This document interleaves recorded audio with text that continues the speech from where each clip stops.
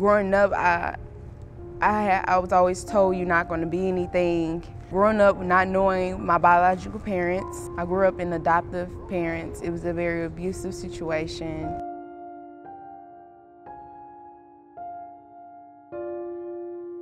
I've been in almost every residential facility in St. Louis. I grew up a very troubled child, very rowdy, very disruptive, very just disorderly. It was because of my rowdy behavior, no one was able to communicate with me or calm me down or, you know, get on my level for me to understand. When I was 18, I went on my own. I was homeless for a year. Homeless for a year, living in Larry Rice, living in multiple shelters. It was a journey. It was a journey. I got a case, a legal case, and it was a case on a assault charge, and that's when I realized my life is going down a road that I don't want it to go down. I had to make a decision if I wanted to continue in self-destruction and live in prison for the rest of my life, or did I really want to live? One thing that destroyed me the most is the way I was, you know, put on the internet because of my charges and put all over the news as a monster, but really I'm just this child, you know, that was never loved. But I really am very apologetic to all the people that was hurt by me. I regret a lot of things, but I can't live in that. I just have to improve myself.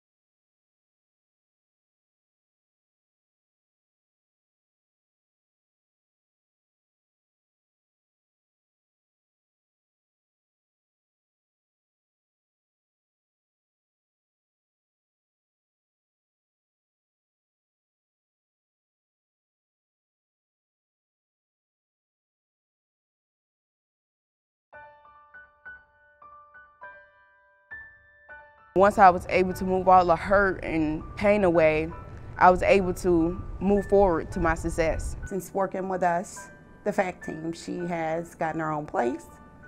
She is employed now and going to school. So those are things that were not even part of her life before she started working with us. Places for People gave me the sense of possibilities that I did not see happening for myself. They saw the potential in me that I ain't seeing myself. Once I've found my potential, once I found that one thing that got my attention, which was school, I was able to manage myself a lot better. Dealing with real life experiences and having to still maintain straight A's, it wasn't always easy, but if you really want something, you're going to do it. One thing I like about St. Louis Community College, it does not matter what your background is. It's about here and now, but on the job setting, they will look at that. So I have to present myself in a way that, hey, that was me 2 years ago. This is me now. When she first started with the FACT team, she set her goals, and I think what we've been doing now is when it's time to do her assessments again in her treatment plan, the old goals are coming out and new ones are going in. I go down and see him once a week, tell him how my week's going, talk to my doctor, get my medication. It's just like a fun time. Like I goof off with him, laugh with him, cry with him, smile with him. So it's like my second family. And it makes her very happy that the team stayed on her side, worked with her, and got her to the point where she is now. The one closest to me on my team is Miss Lisa. She's like a mother to me. Sometimes, you know, like mother and daughters, they get along. Sometimes they don't. Sometimes they bigger and backer. But I can relate to her so much. She felt like she was a failure because of what she experienced in her childhood. And I let her know that you can be whatever you want to be, do whatever you want to do. It's no such thing as I can't. It's always a can And all you have to do is put your mind together and say that this is what I want, and you strive for it. And with the help of the team, I think it's made it very possible for her, and she's very, very happy.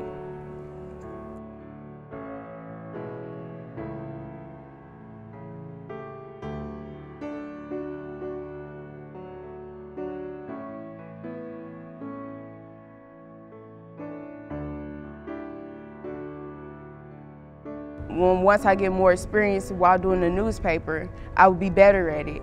And once I transfer to a four-year university, they see, wow, she's something. I can see myself on Channel 4 or the Today Show. I can see myself doing that, yes. You are who you want to be. Just because you have a mental illness or you're diagnosed with anything, you don't have to be that, you know. And for a while, I was living in what they were diagnosing me with. You can call me schizophrenic, but I don't have to act like it. With a lot of emotional barriers come mental barriers as well. Once I became mentally stable, I was able to see the world for what it was.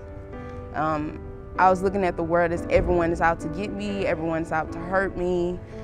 But once I was able to remove those barriers and accept help as it was, I was able to move forward.